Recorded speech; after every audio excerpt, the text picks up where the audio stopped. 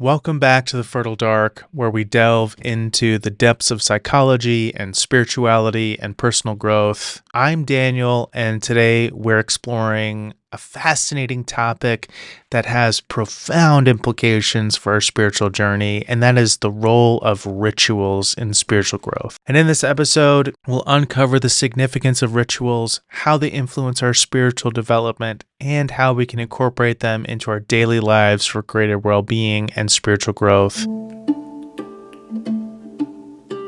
We talked about this a little bit in our last episode on working with our shadow around the significant impact that ritual and ceremony can have in helping us identify and integrate the shadow. If you haven't listened to that episode already, make sure that you go back after this and give it a listen. If anything, listening to that episode after this one will really deepen and enrich that experience for you. Rituals have been integral to human cultures for millennia, serving as powerful tools for connection and transformation and meaning making. And whether that's been in religious practices, cultural traditions, or personal routines, they help us navigate the complexities of life and foster a deeper sense of belonging and purpose. Let's begin by defining what we mean by rituals and how they're different from ceremonies, because both are closely related and often used interchangeably. For our purposes here, we're going to emphasize that ceremony is focused on procedural elements that are tied to specific events. And as we'll talk about in more detail later, ritual creates a structure or a container in which an individual or a group is able to enter what is described as liminal space. And while a ceremony can be ritualized, creating a container and facilitating that liminality,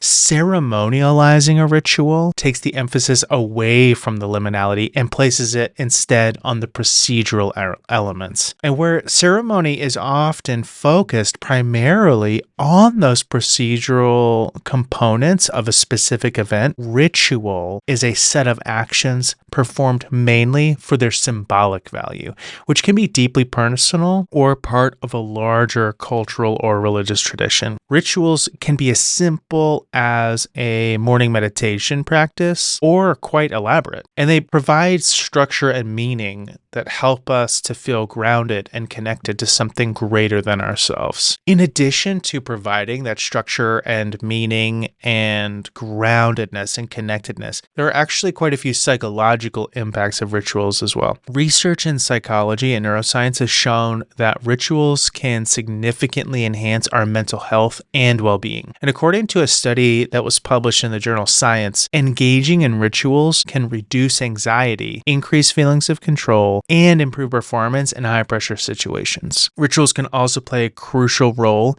in processing emotions and facilitating healing. For example, a grief ritual can help individuals navigate the complex emotions associated with loss, providing a safe space to express and process their feelings. And this is supported by the work of Dr. Pauline Boss, who is a leading expert on grief and loss, and who emphasizes the importance of ritual in coping with ambiguous loss. Additionally, rituals can offer a vital function in therapeutic settings. A key concept in therapy is containment, which is about providing a structured and safe environment for clients. Typically, a therapist helps create this containment through scheduled sessions, attentive guidance, and maintaining that therapeutic process. There are also times when we want to engage in therapeutically oriented work on our own without our therapist there. Lucille Aaron Wayne, in an interview on the One Inside and Internal Family Systems podcast, talked about how when we engage in solo work, we don't have our therapist there,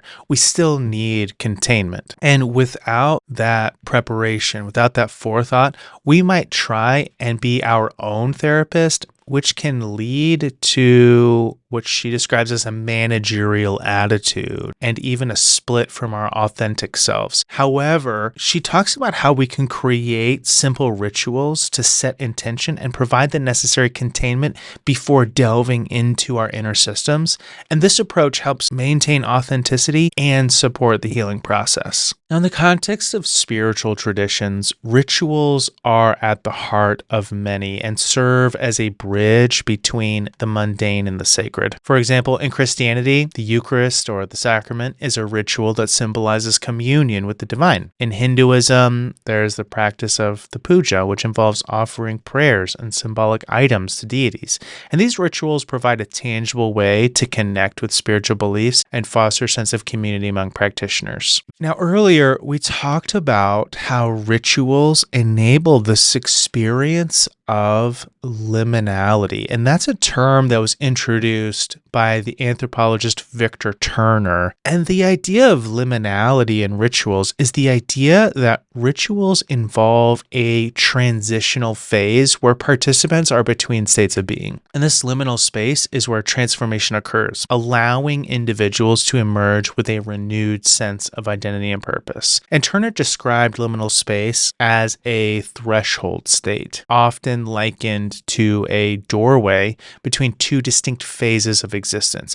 And during rituals, participants enter into this threshold state, leaving behind their ordinary identities and statuses to enter a space of ambiguity and potentiality. Within that liminal space, usual social norms, hierarchies, and structures are temporarily suspended or even inverted, which creates a sense of equality and openness among participants, allowing for new perspectives and insights to emerge.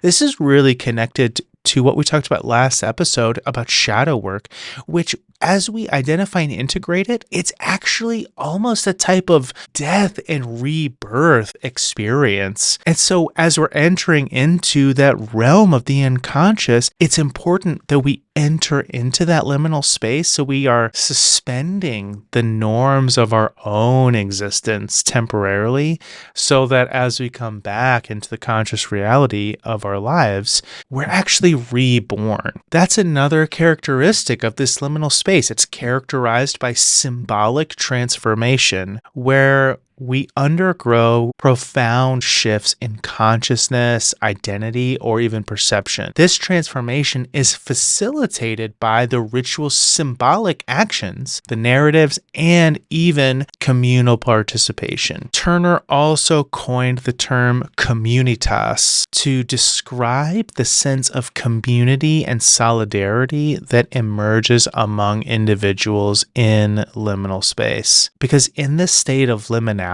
participants experience a deep sense of connection and belonging beyond their usual social roles and identities. It reminds me of a recent experience I had where I was part of a group ritual, and one of the side effects of that was this deep sense of connection with the other members that were there.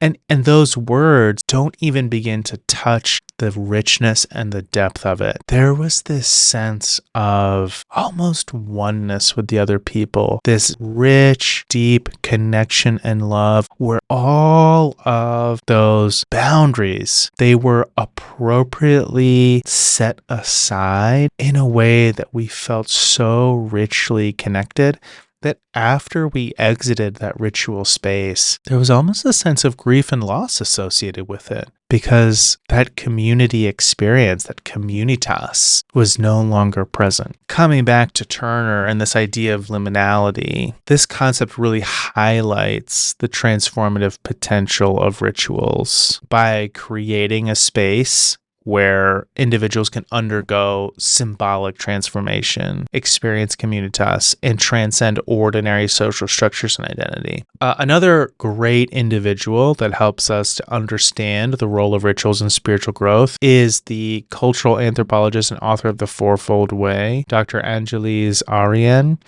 who highlights the transformative power of rituals in connecting us to our inner wisdom and the natural cycles of life. Ariane emphasizes that rituals provide this profound opportunity to connect with our inner wisdom through intentional and symbolic actions. Through that intention, through those symbolic actions, rituals create a space for us to access deeper layers of consciousness and insight. And this connection to inner wisdom can lead to some very profound personal growth and self-discovery.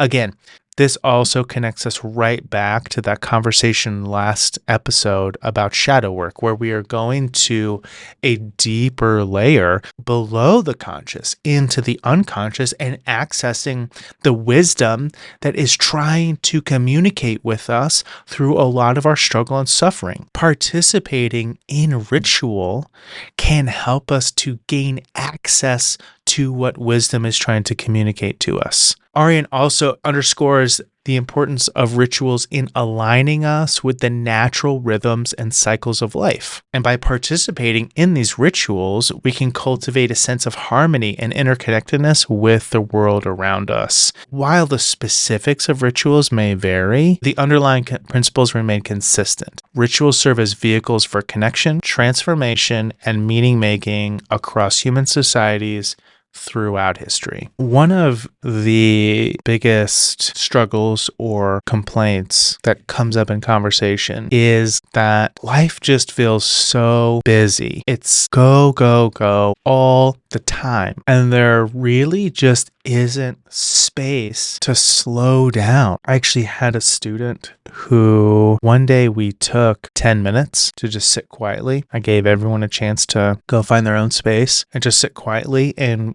work with some stuff that they had going on. And then I asked everyone to share their insights. And one of the main insights from the student was, I need to make time to just be quiet and still. And this student wasn't the only one who expressed that sentiment. Many other students did as well. When we look at this struggle, at this challenge of this fast-paced world that we live in, creating personal rituals can help us to stay grounded and connected to our inner selves amidst that chaos of daily life. For example, a morning ritual of meditation, journaling, or simply enjoying a cup of tea mindfully can set a very positive tone for the day. Modern rituals don't have to be grand or time-consuming. They can become very complex and meaningful, but they don't have to be. The key here is consistency and intentionality. Gretchen Rubin, the author of The Happiness Project, emphasizes the importance of daily rituals in cultivating happiness and well-being, and she suggests that even small, regular practices can have a very profound impact on our lives. As we look at the importance of rituals in so many different ways, let's take some time to explore some principles for helping us know how we can create our own rituals to support our spiritual growth. There are so many resources out there that we can rely on. One that I found particularly meaningful that I'm going to use today is Deborah Lipp's book, Elements of Ritual, which gives some very powerful principles in a very comprehensive way that we can use to craft some meaningful practices that help us to connect, transform, and find deeper purpose in our lives through rituals.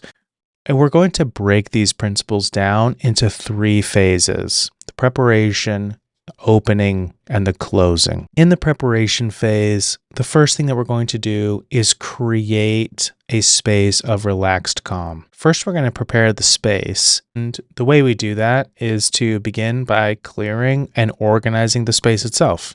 We want to silence our phone and ensure the environment is comfortable, because a tidy, serene space helps you stay present and focused. It's really hard to be in a space of liminality when your phone's going off all the time, or when there is stuff piled up on the counters or on the bed or on the couch. We also want to prepare necessary objects and symbols. So you want to gather any objects, symbols, or interactive components together that you'll need. And this might include candles or crystals or other meaningful items that you'll be using. And also take a moment to prepare internally. And this can be as simple as just taking a few deep breaths to center yourself. Speaking of centering yourself, the next piece of the preparation stage is grounding and centering, where we want to connect to both the earth and to ourselves. So we can do this with visualization techniques that we can use to ground and center ourselves. For example, one that I find to be particularly helpful is to imagine roots growing from my feet into the earth as an anchoring point. We also, when we are participating in a ritual with others, we want to make sure that we are connected appropriately. And so we want to spend a moment to connect with the other people from a place of tolerance, acceptance, and unity, which really fosters a sense of shared purpose and collaboration. And this really is crucial if we are participating with other people. The last piece of the preparation phase is what we're going to call the declared opening. What you want to do is clearly declare the intention of the ritual. And this can be spoken aloud or silently affirmed. For example, you could say something along the lines of, I create this ritual to cultivate gratitude and connect with my inner wisdom. And speaking from the heart is really what brings the power here, although it is fine to write something down and read it aloud. Our next principle that we're going to focus on is opening the ritual space. The first thing that we want to consider is creating the container. We need to have a space in which we can explore the things that come up within this liminal space, where it is safe and held and accepted. So one way to do this is to envision yourself drawing a circle around the space that creates this boundary that separates the ritual space from the mundane world, which really helps you to focus your attention and energy. In essence, what you want to be able to do is when you look around the room, you want to see the ritual space, not the physical room that you're in. The next thing we want to do is to involve the elements. Part of the power of ritual is the way that it helps us reconnect with nature and natural rhythms, and we want to bring that in. And so we want to incorporate elements that represent earth, air, fire, and water. And this could be as simple as lighting a candle, or having a bowl of water, or placing a stone, or burning incense. Anything that will bring those elements into the equation that helps us to be connected to that natural rhythm of the experience. We also want to invoke our higher self. We want to reach beyond our current state. We want to invoke qualities or strengths that we wish to embody or visualize our future self. And this can be done in a variety of ways. For example, prayer, affirmations, visualizations, some way that we are tapping into that liminal space where transformation occurs. We also want to give offerings, and these are symbolic actions that we take where we offer something meaningful that aligns with our intention. This might be a poem or a song, a chant, even a simple gesture of gratitude. And these offerings signify our commitment and open us up to receiving the things that we are seeking. And then the last piece of opening the space is to focus on receiving the blessing. Something that I really love as a way to help focusing on receiving is what's called somatic mindfulness. You allow yourself to sit with whatever is happening, really pay attention to your body and focus on the sensations and the feelings within your body. And what this does is it really deepens your experience and allows you to integrate the energy of the ritual. Our last principle here is closing the ritual space. So first, we want to recognize that we have completed the ritual. One way that we do that is that we notice when our mind begins to wander back to everyday concerns, or simply when you feel that the ritual has reached its natural conclusion. And this really indicates that it's time to close the ritual. Next, we want to express gratitude. want to offer gratitude for the experience, the insights that we've gained, the energies that have been invoked. And that gratitude really reinforces the positive impact of the experience. Our next piece of closing the space is declaring that it is closed. We make a clear statement and perform some kind of action to close the ritual. For example, at the end of a session of yoga, you put your hands in prayer position, offer the benediction, namaste.